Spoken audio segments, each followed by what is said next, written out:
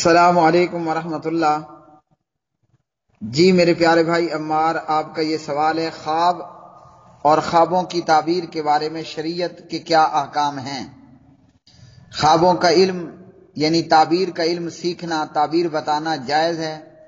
جی ہاں، تعبیر بتانا جائز ہے۔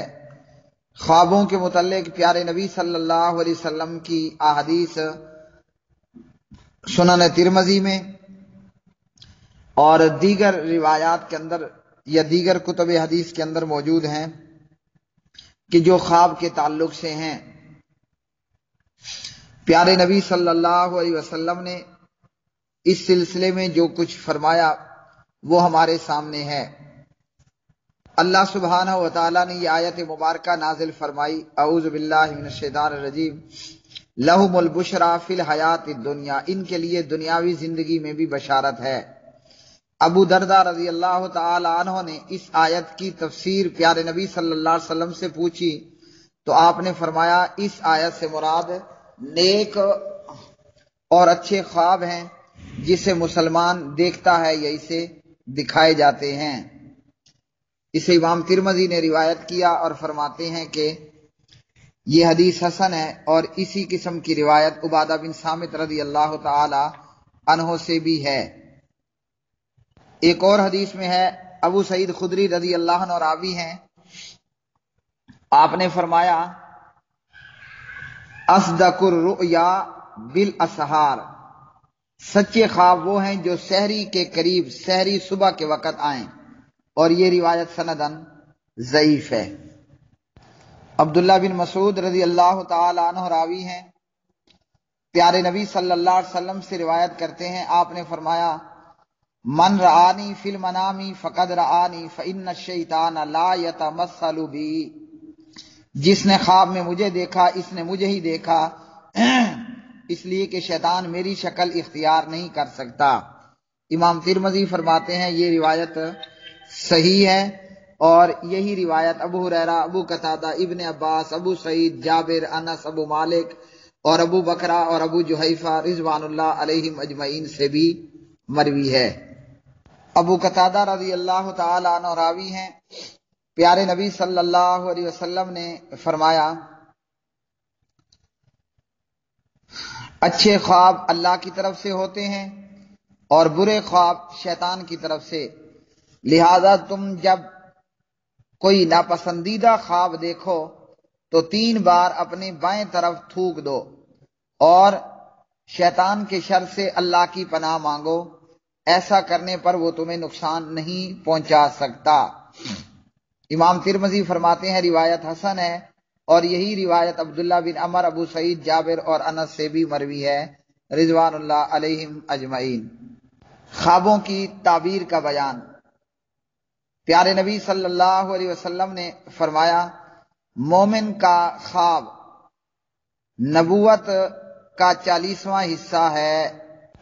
رؤیا المؤمن جزءا من 40 جزءا من النبوۃ، اور خواب کی تعبیر جب تک تعبیر بیان نہ کی جائے وہ ایک پرندے کے پنجے میں ہوتا ہے، پنجے پر ہوتا ہے، جب تعبیر بیان کر دی جاتی ہے تو خواب واقع ہو جاتا ہے۔ اور اسی طرح خواب اس سے بیان کرو جو عقل مند ہو یا جس سے تمہاری دوستی ہو۔ سنن ترمذی البانی رحمہ اللہ فرماتے ہیں روایت صحیح ہے۔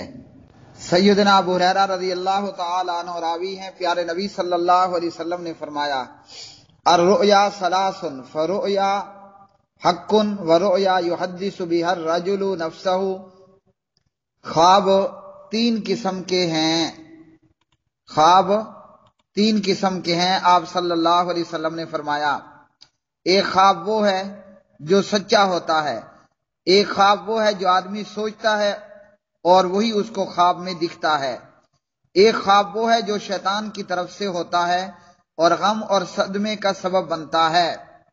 لہذا جو شخص بھی خواب میں کوئی ناپسندیدہ چیز دیکھے تو اسے چاہیے کہ وہ اٹھ کر نماز پڑھے۔